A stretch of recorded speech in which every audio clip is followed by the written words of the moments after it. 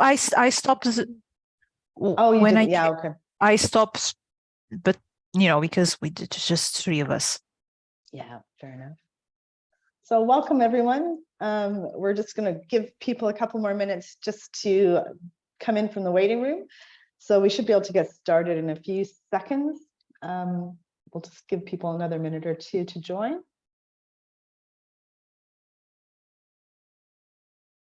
Seems like we've got more people than we were expecting, which is great. So I think we might have some people who are sharing the link, so that's absolutely fine. So I'm just going to start sharing my screen just now, so we're ready to go, but we'll just give it a minute or so.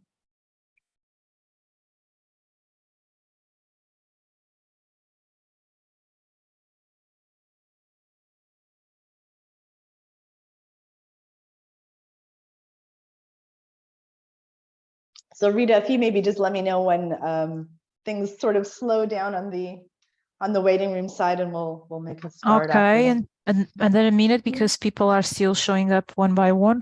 Okay. Let's Perfect. give an extra minute, maybe. Yeah. That's right. So for the people who are here, I will let you know that we are going to record this session, but it will just be for internal use. We won't be sharing this with anybody. It's just to help us to keep track of any questions that may come up, so that we can answer them after the session. So if you have any issues with the recording, let us know. Otherwise, just stay muted, or don't use the chat if you don't want to be recorded, but it won't be shared.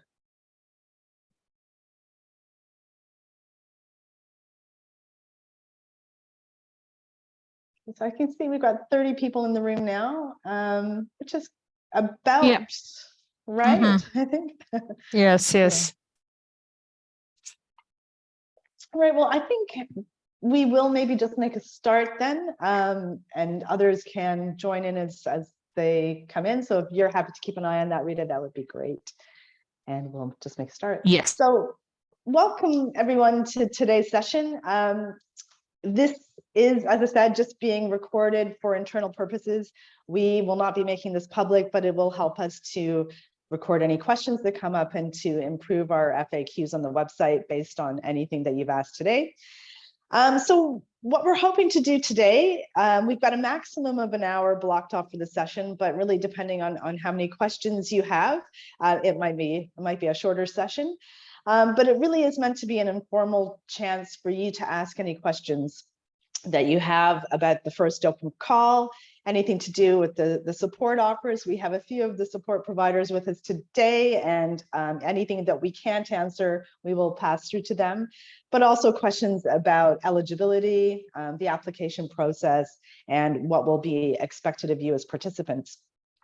So the way we'll structure today is just a couple of the Fair Impact team will give you a very brief recap on what we're trying to do with the open calls, give you an idea of some of the FAQs that we've had so far from people during the first month since the call has been launched.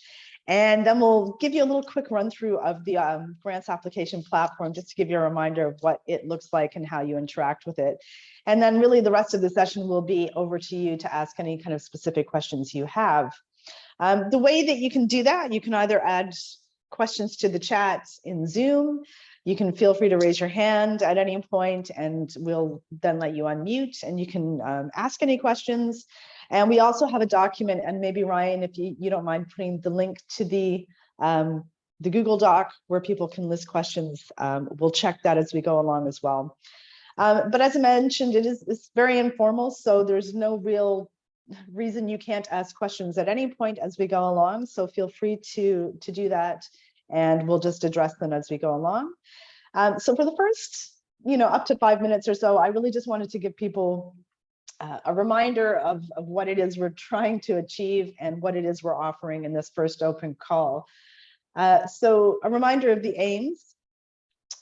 Fair Impact as a project is really all about trying to support people in the community to uptake and implement current and emerging fair enabling tools, resources, and methods. A lot of these have come out of previous EOSC related projects, So the Horizon 2020 and for EOS projects, the cluster projects.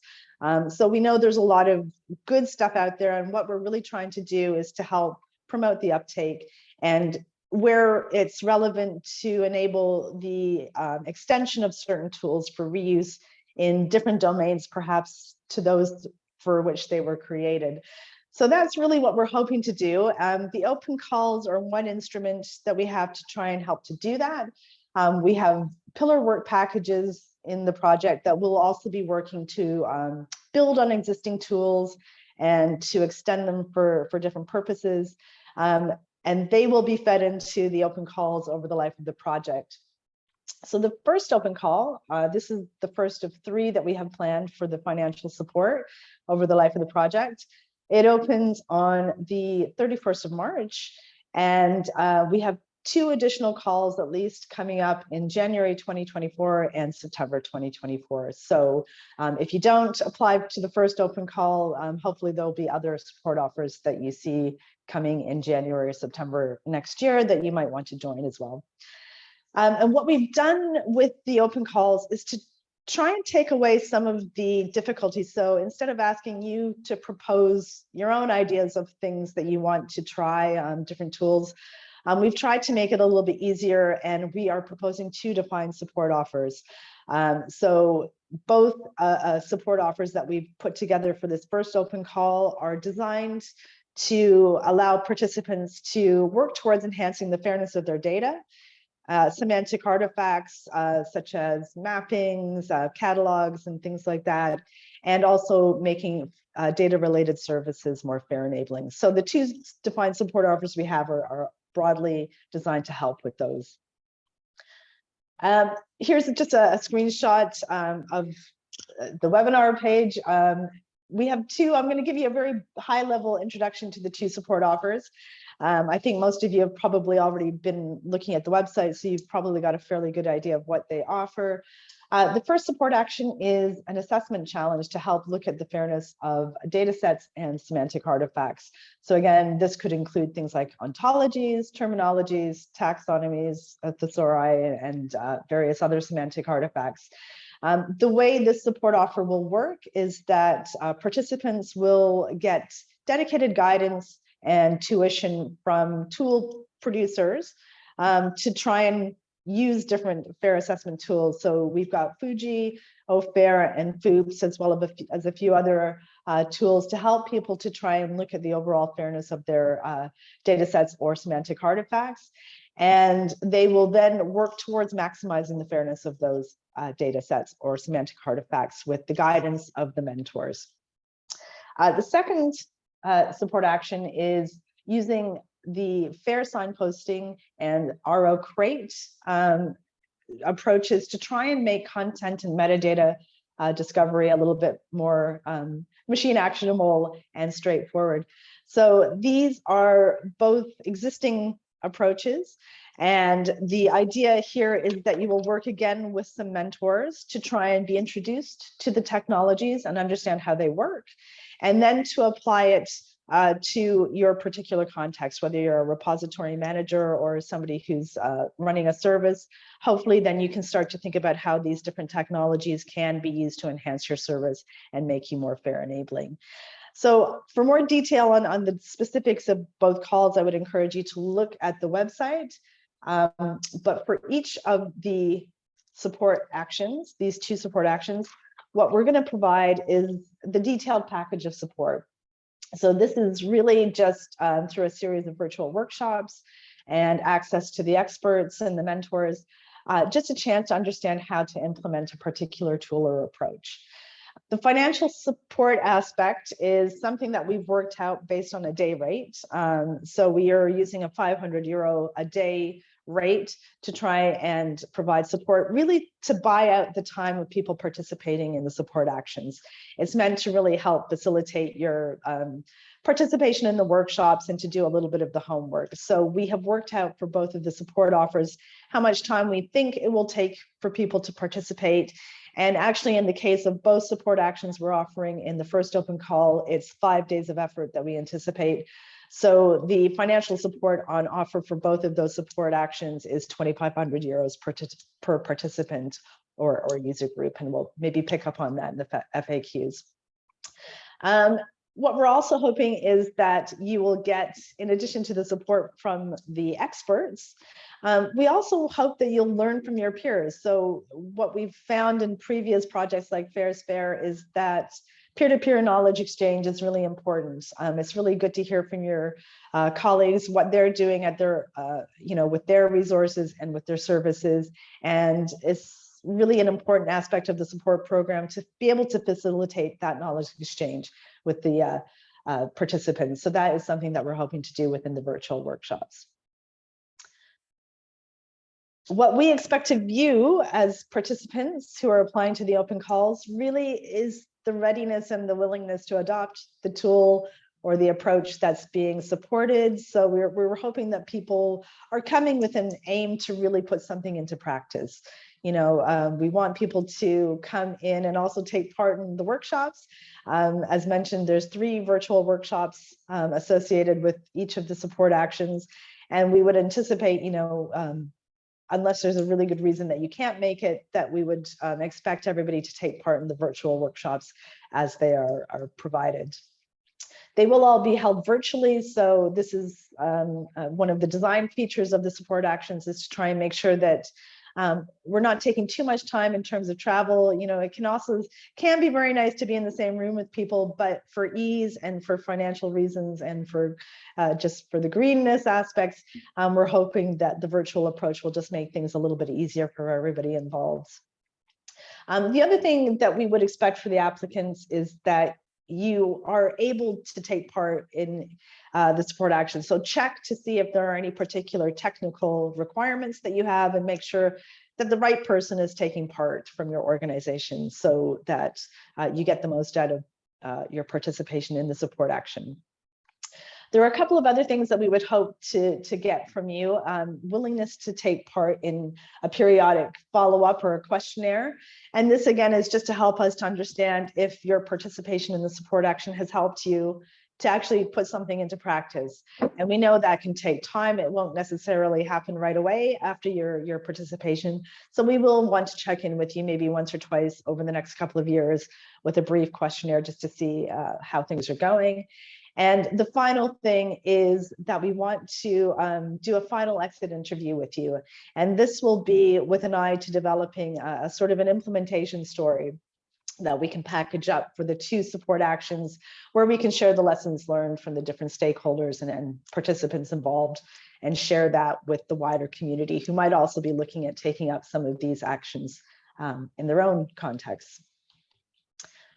So just a brief example here. This is for the first support offer on the Fairness Assessment Challenge. I mentioned there's a number of virtual workshops. So the first introductory session is really, I would hesitate not to call it a workshop. It's really just an introductory session that will be more focused on the sort of admin aspects of your participation. So it will be a chance to understand how you go about claiming and what's expected, how to communicate with your peers, the sort of nitty-gritty about how you take part. And that would be probably in mid-September. We're looking to finalize some dates for that. Then there will be the 3 virtual half-day workshops that are associated with both of the support actions. We're looking at these to take place between October and November. The dates are being pinned down at the moment with the support providers, and I think probably most of you are aware that the autumn is a very busy time already. There's lots of other activities going on. There will be the Open Science Fair, the ES Symposium, RDA, and SciDataCon. So it's going to be a busy time, and we've been trying to find dates that both work for the support providers, but also won't clash with these events. So we're working on getting them pinned down, but that's the sort of time frame we're working on, and we are trying very hard to avoid any clashes. The final exit interview is something that we will do virtually. So that will happen probably in late November or December. So the aim is for us to carry out these interviews before the end of 2023, but those will be done one-on-one with the participants. So I think what I would encourage people to do is to take a look at both of the support offers, where you will see more detail on what is expected of you during the 5 virtual sessions, the 3 of which being the kind of meaty aspects of the support offer, where you learn about the tools and you get to engage with the mentors and your peers. So who can apply? We're being quite open. We're encouraging anybody who really has an interest in this to apply. It could be individuals, could be groups, it can be organizations. It's open to public and private research performing organizations as well.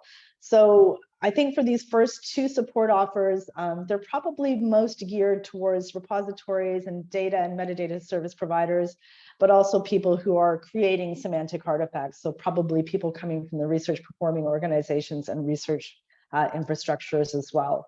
But we're quite a broad brush, and you can check the website to get a little bit more information. Obviously, we're looking to allow anybody who's taking part within the limits of the eligibility outlined by the European Commission in terms of funding. So we are guided by that in terms of who is allowed to apply, and the links are on the website. Some important dates. I just wanted to remind people what the time frame is. So we started with a kickoff webinar on the 27th of March, and there's a recording on the website. I'm sure many of you might have been part of that webinar and perhaps have already seen the recording, but if you haven't, I'd encourage you to take a look at that, and you'll get more of an insight into the different support actions that are being offered. The application platform launched on the 31st of March. So I'm pleased to say we've already got about 11 completed applications in the system. So that's really great already. Today is the virtual clinic, which is just kind of the 2-week point before the deadline. So this is your chance to ask any questions that will help you to prepare for your application. Really important deadline for you to remember is the 1st of June. So 5 p.m. Central European summertime is the deadline to get your applications into the system. And what will happen then is that we will have a period of a couple of weeks where we do the review of the applications, and we're hoping to inform the applicants of the outcomes of those reviews by the beginning of July. It may be a little bit earlier, but we're giving ourselves a little bit of leeway, so you would definitely know by the beginning of July whether you were successful or not. And as I mentioned, the support actions will start in the fall.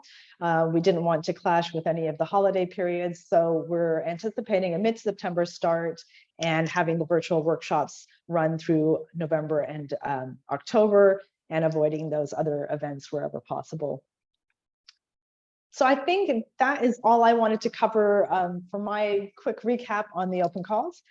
Just wanted to flag up here, we do have a dedicated email address. If you have questions that we don't cover today, or you think of other things that you want to ask, you can get in touch with us through that as well if you want to ask anything else. And I will stop here sharing and have a look at the questions to see if anything's come through.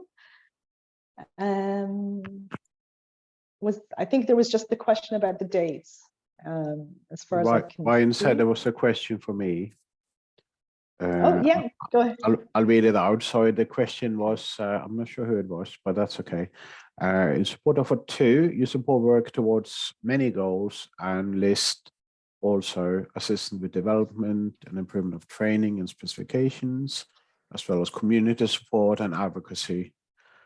However, in the who should apply, it says applicants should be involved in development and management of repositories. Does that mean you can't apply for offer 2 if you're not doing repositories? And I have to say, absolutely not. You can also apply for that. So these are kind of like a catch-all box that we have for people who are not managing repositories, but are still involved with this kind of tooling or training, and maybe they have an existing community they would want to connect to have a go. Maybe you are already engaged with either the signposting or the RA-Create community. So no, it's not a requirement that you are working on repositories in order to participate. That's mainly there because many of the other actions assume that, right? So there's some questions like adding headers. So obviously you need a server if you're going to add a certain header and so on, right? So we also welcome these wide one, but the difficulty in it is in the tiny text box to say, how will you do something specific? You can't just apply, I will do training, right? You need to be a slightly more concrete. Yeah, I think that's a good point, Stian. Obviously, when we're doing the review of the applications, we have a couple of questions in the application form which really try to get a sense of what it is you're hoping to do and what you will be trying to implement as a result of your participation. So yeah, that will certainly be something that we're looking at. I think the only other question I see here is about the mail address. Yeah, that is absolutely fine to use. It's open to anyone. And the questions will come to myself and Ryan, and I think to Sarah and Rita. So we will direct them to anyone else that needs to get them. So feel free to use that. So I don't see anything else. And I think, Barbara, we did kind of cover the question about the dates. And I know Ryan's probably going to pick up on that as well. So maybe then we can just move straight on to you, Ryan. Yeah, perfect. Thanks, Joy. I'm just going to share my screen. I just have I will be covering a few topics that Joy's covered already, so forgive me for that. So I'll just keep this brief because I see questions are coming in from people in the chat and in the Google Doc. So thank you for that, everybody. That's really good to see people asking questions. So I'm just going to cover some of the more the kind of updated FAQs or some of the questions that have come into us since we kind of opened the calls, just to kind of clarify a few areas. So there was a question from Barbara there in the chat on the dates of the workshops for the both support actions. So we have more or less finalized, nearly finalized 100% of these dates so far. So I'll just run through these now. So for support action 1, you can see here in this on the grey box here on the left hand side in the middle. So the first workshop of that will take place on the 2nd of October. The second workshop of the 3 will be on the 16th of October, and the third on the 7th of November. And they will all be at 10 a.m. Central European Time. We haven't put these dates or times on the website yet, but I'll be updating these in the next couple of hours, really, actually. So there'll be a reference right there. For the second support action, which Stian is in charge of, we haven't finalized the dates for these exactly, or times for these exactly yet.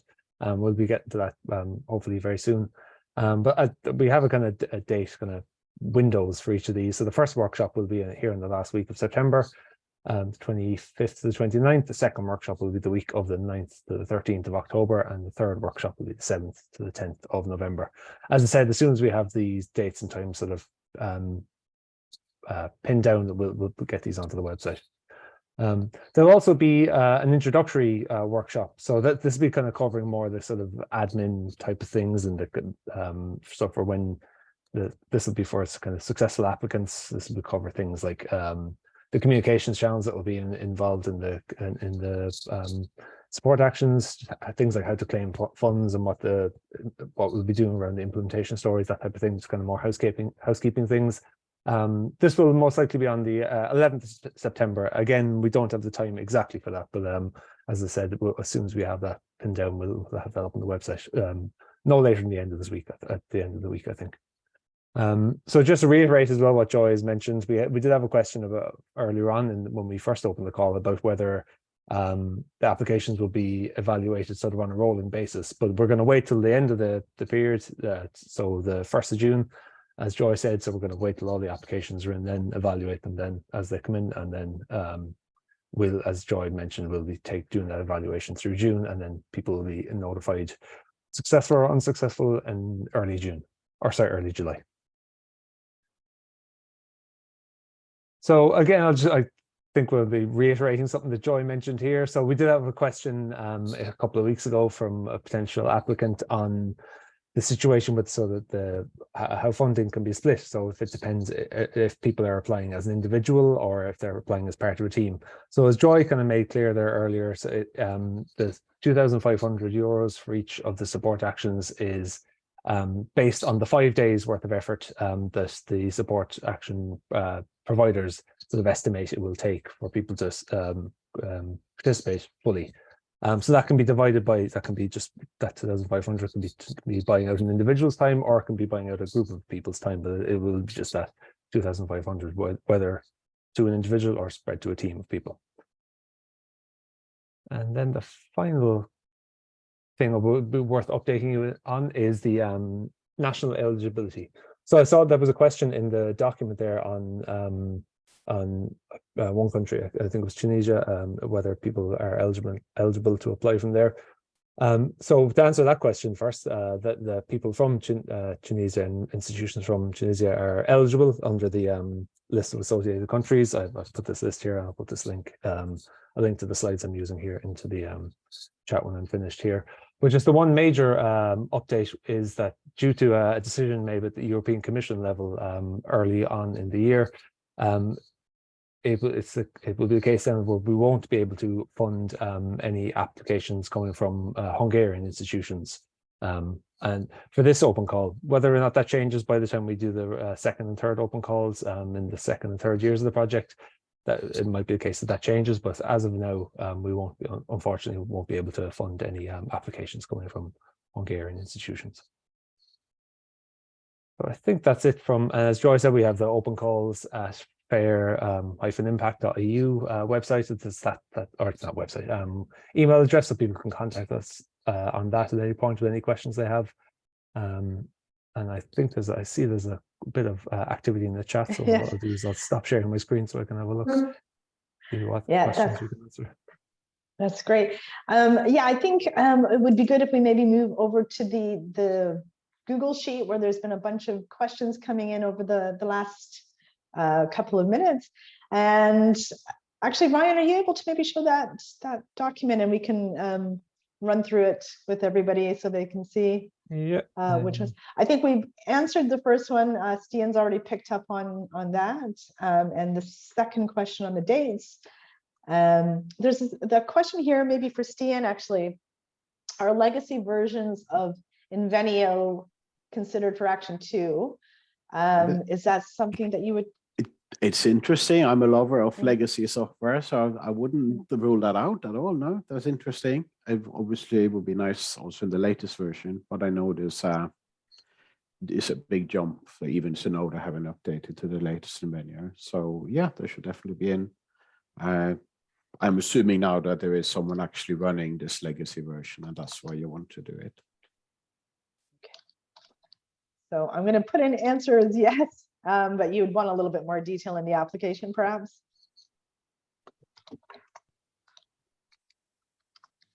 Yeah, just detail which repository you would be testing it in.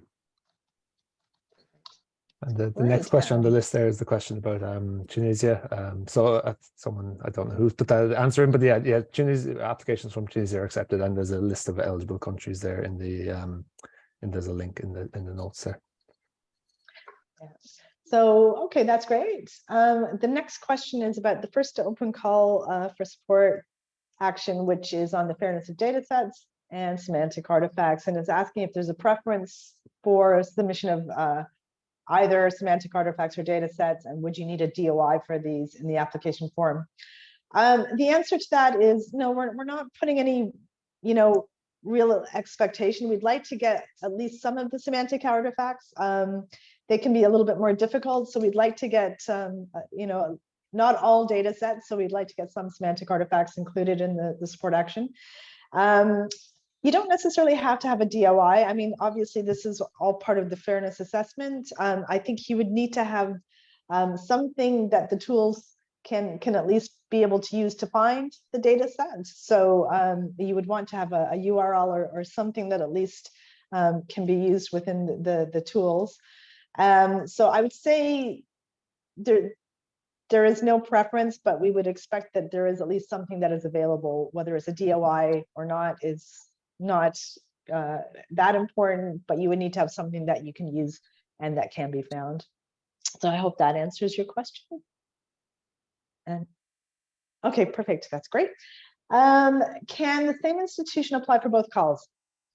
Yes, in theory, there's no limit to the number of open calls. So as You've probably seen, if you've had a look at the application platform, there was recently an open call for Fair Champions, and we have the first 2 support offers in the platform. There's no limit for people to apply. Obviously, we will want to ensure a good spread.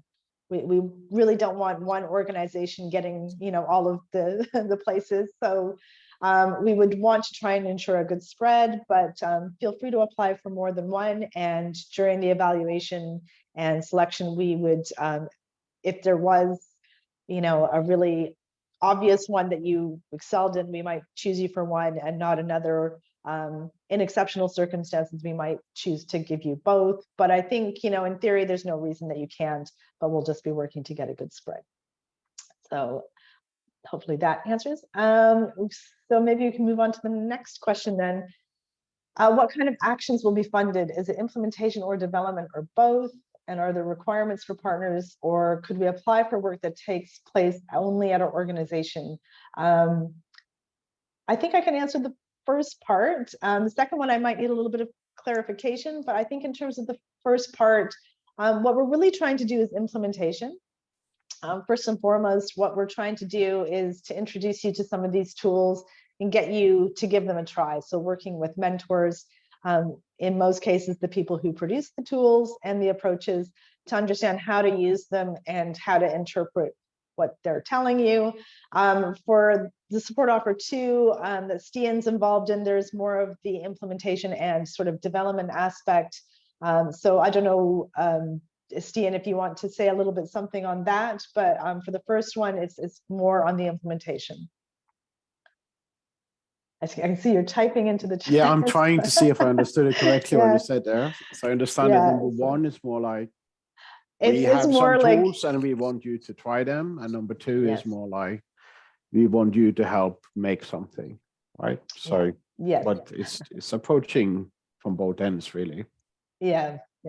I think support offer 2 will give you the introduction. There's one of the workshops will show you how the technologies work, and then it's kind of up to you to decide how much you want to do. If you just want to make use of them as they are, that's fine. But if you have ideas for how you might take them forward, then that's certainly within the scope of this as well.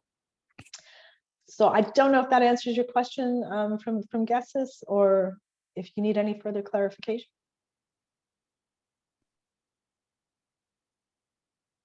I don't see anything. Okay. Let me go back to the list. So I think we've covered the next one about the open call email address. Barbara's question is probably worth just flagging up again to the rest of the group. When we've set a half-day virtual workshop, what we're really looking there is probably a maximum of 3 hours with time for a break. So I think we'd probably be looking at between 2.5 to 3 hours max.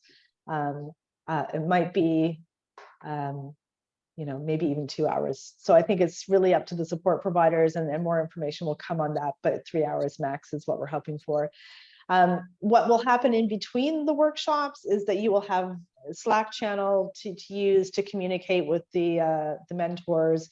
So while you'll have those kind of periods where you come together through the virtual workshops, it's important to remember that you'll have access to the expertise as a kind of on-demand to a degree, I suppose. I don't think they'll be sitting monitoring their emails every minute of every day, but I think there will be a chance for you to ask questions through the Slack, and the mentors have agreed to make sure that they're available to provide that guidance in between. So hopefully that answers the question. There's a question, Joe. I think you might have skipped past it there from just with two or three boxes up. I'll just read that out loud there from Dagmar. So the question is that the German Medical Informatics Initiative would like via action number 1 to get help with assessing the fairness of their core data set before developing the next version, using the proposed tools and hopefully benefiting from the feedback of EOSC experts. Would this be in the scope within the call? And I see Stian is typing an answer there. I think, yeah, definitely, that's absolutely definitely within the scope of the call. I think that would be more than appropriate. Yeah, I mean, I think really the key thing is, we want something that is applications that are focusing on something that will be implemented is definitely key. So, where we can see evidence that anything that's learned through participation will be implemented.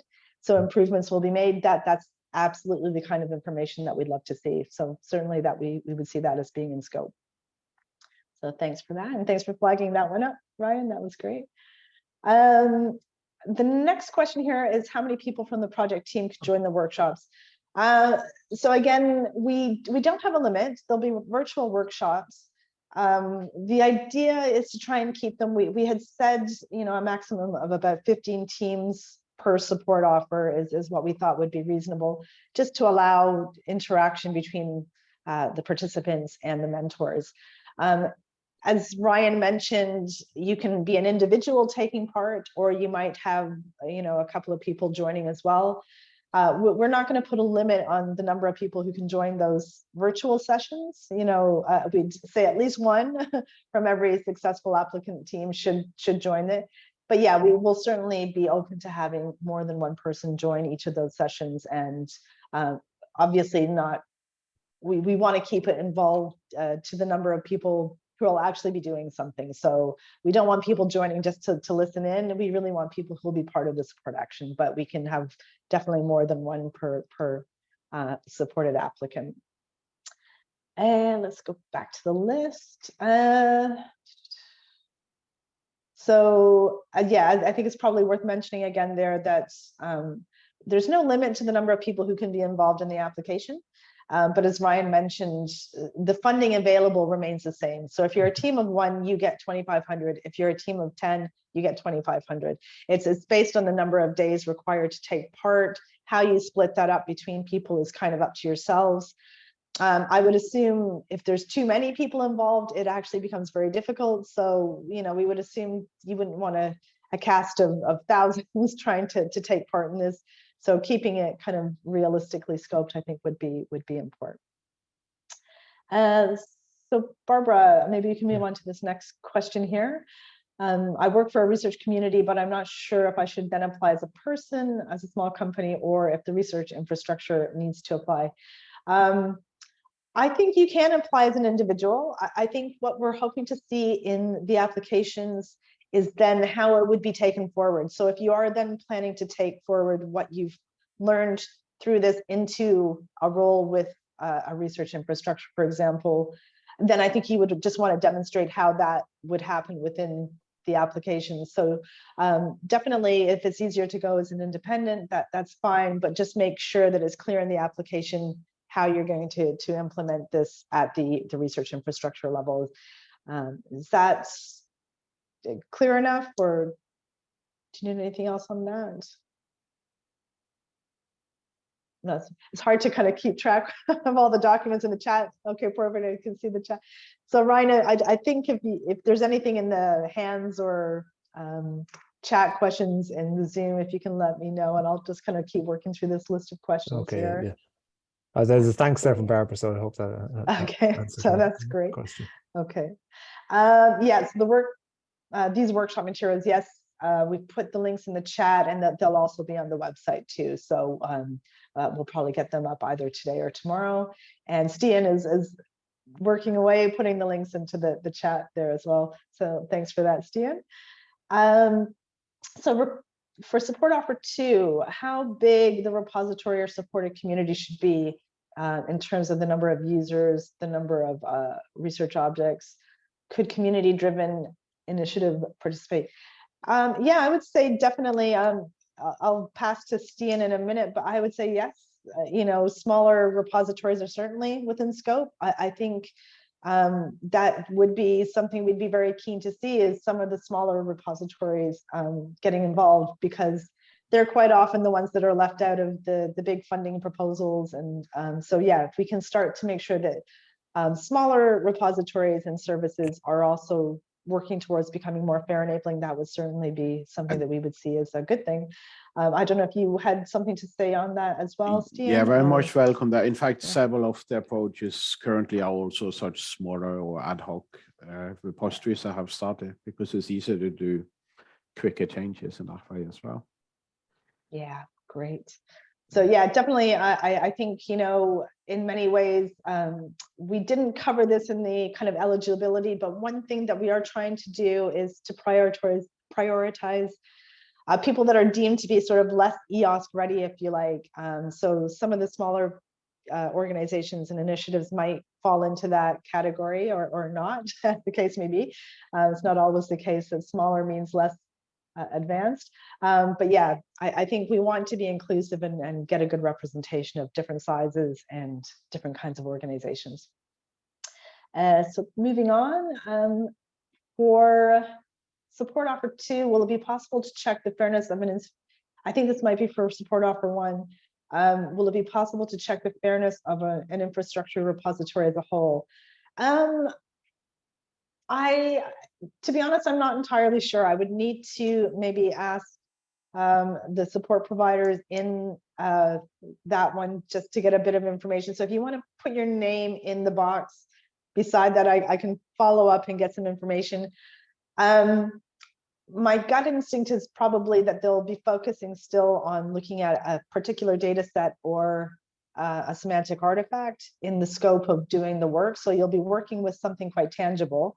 There isn't any reason then that you couldn't take that knowledge and apply it to the repository level.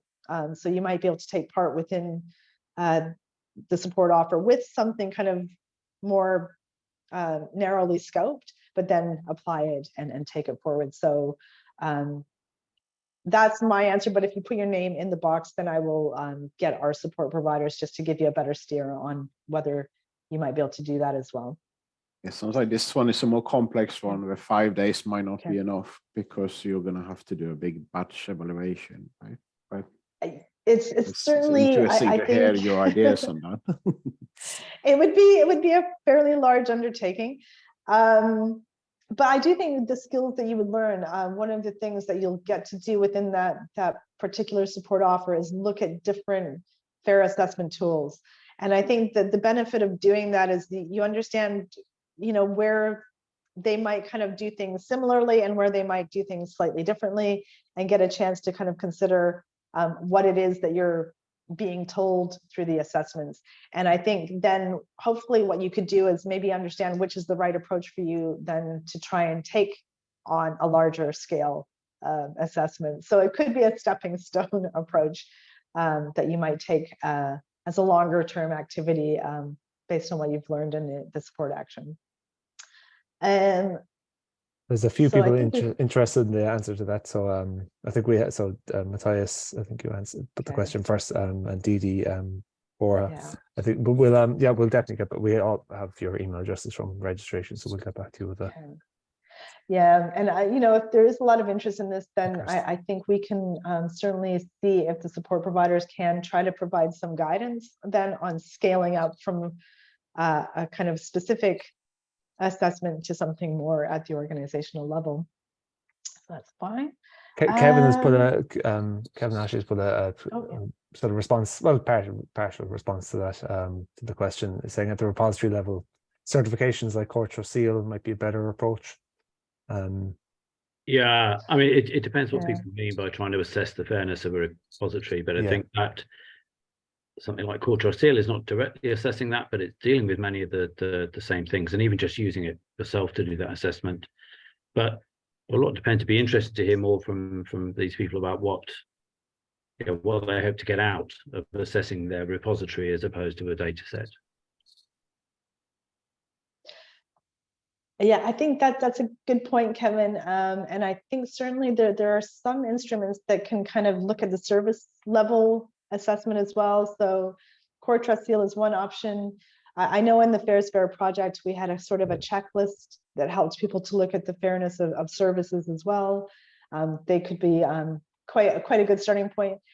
I think what we've learned in using the Bougie tool in some of the work that we did in Fair's Fair and in subsequent projects was that you can kind of build up a picture of the overall fairness of your service based on where you start to see gaps in the repository, in the data assessment. So I think you could certainly try to come up with an approach where you can build it up to be able to provide that picture, but definitely just have a look at this question. So Didi is saying, I've missed that. Didi is putting in here, I don't agree. Actually, Didi, do you want to unmute and maybe raise your points? Yeah, sure. So- To reply to Kevin, I think most of the Okay. requirements of Core Trust Seal are really about the trustworthiness of a repository and not necessarily about whether the data in a repository are made fair.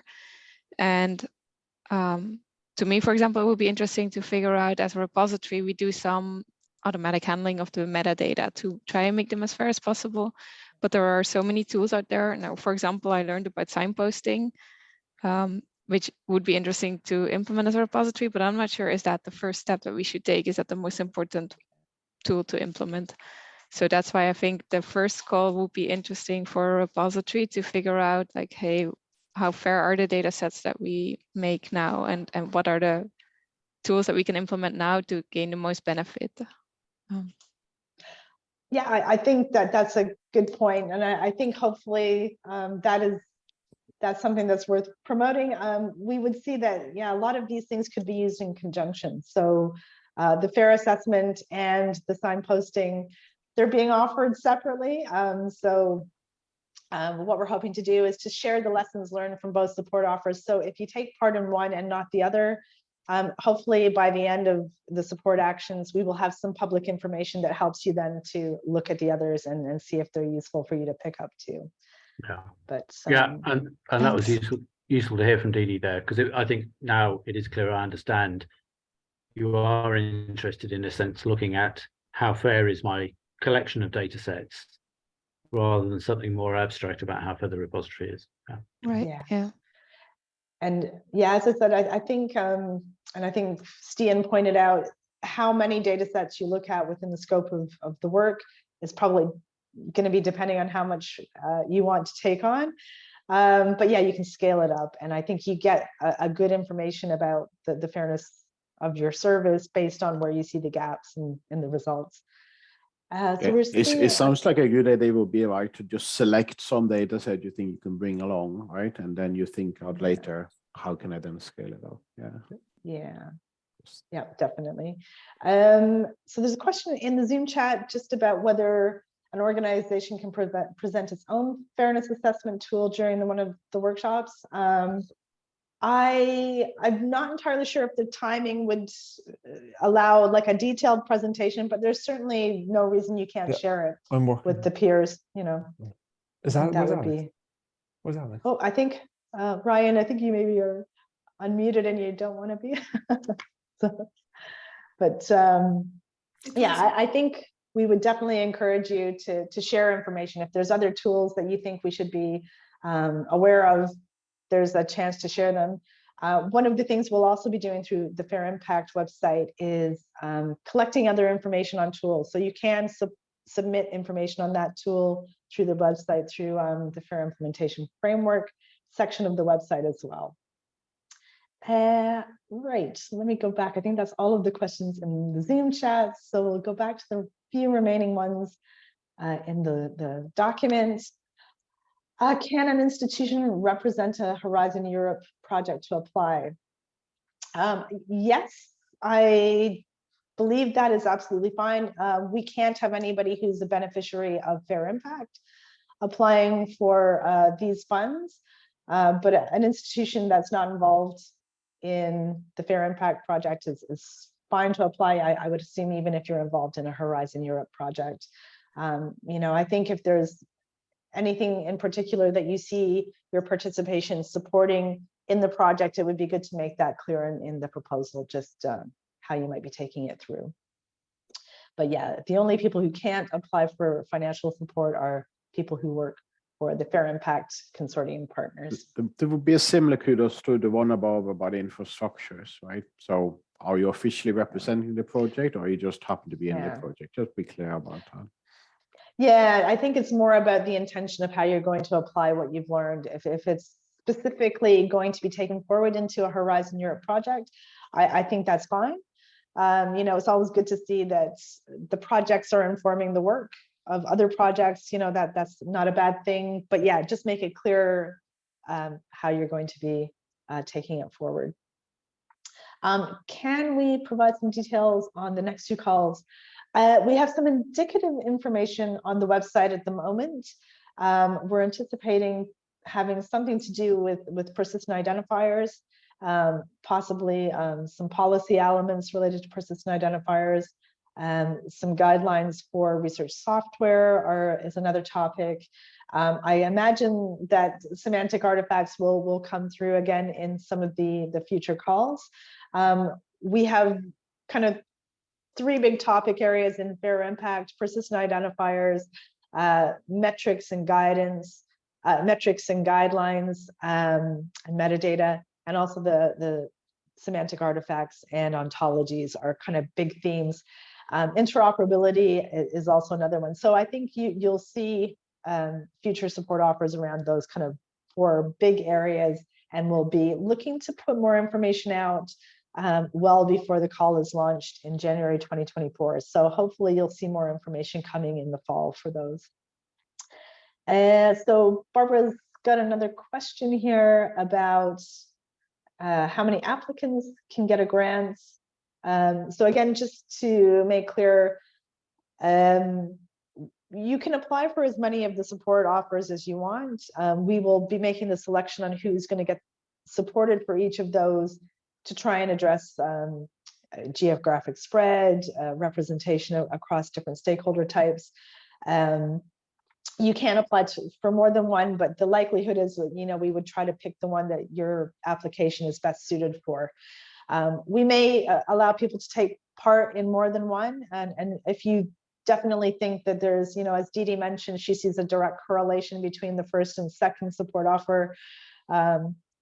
If you want to make a case that you can take part in both, I mean, certainly feel free to put that in, and as resources allow, we might be able to then look at those kind of cases and make a judgment.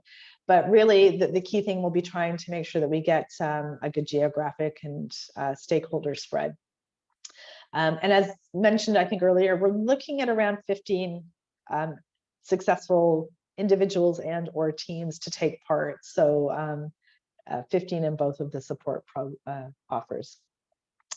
So I think that is all of the questions that I've seen in the chat and in the document. I don't know if there's anything else. I don't see any hands raised. So I guess in the last few minutes, just a chance for anybody to ask anything that you haven't seen addressed yet. And oh yeah, thanks very much, Sarah, for putting the link in. So Emma, feel free to have a look at that web form, and if you want to put it in, that's great. And thank you to Barbara. That's great to hear that you're going to apply. We would strongly encourage everybody to put in an application. And one thing I will say is, as you saw before, we have the dedicated help desk. If you've got other questions that we didn't cover and you want some answers, feel free to use that. The other support offers will start to be giving more information in that towards the end of this year. And I would say, apart from that, just thank you to everybody for taking part today. And we're really delighted to see that there's quite a bit of interest in these 2 support offers, and that we really hope that you'll apply. And we would look forward to working with you when we start these support offers in the autumn of 2023. So thank you very much to everybody. We'll get all of the materials up onto the website, hopefully later today or tomorrow. And yeah, keep in touch if you have any further questions. So good luck, everyone. And remember, June 1st, deadline to get your applications in. And just to add to what Joy said, we also like to invite you to fill in quickly our satisfaction survey. So whatever you will fill in there, it will help us to get better at what we are doing. So thank you in advance for your inputs. Yeah, sorry about that. Forgot to do that, Rita. So thank you for the reminder. Yeah, so please, if you have some feedback on these sessions, that's great. And thank you to all of the co-presenters here for helping to organize this session and answer your questions, and good luck. And all the presentations are online as well on the webpage. Oh, excellent. That's great. Fast work. So thank you very much, everyone.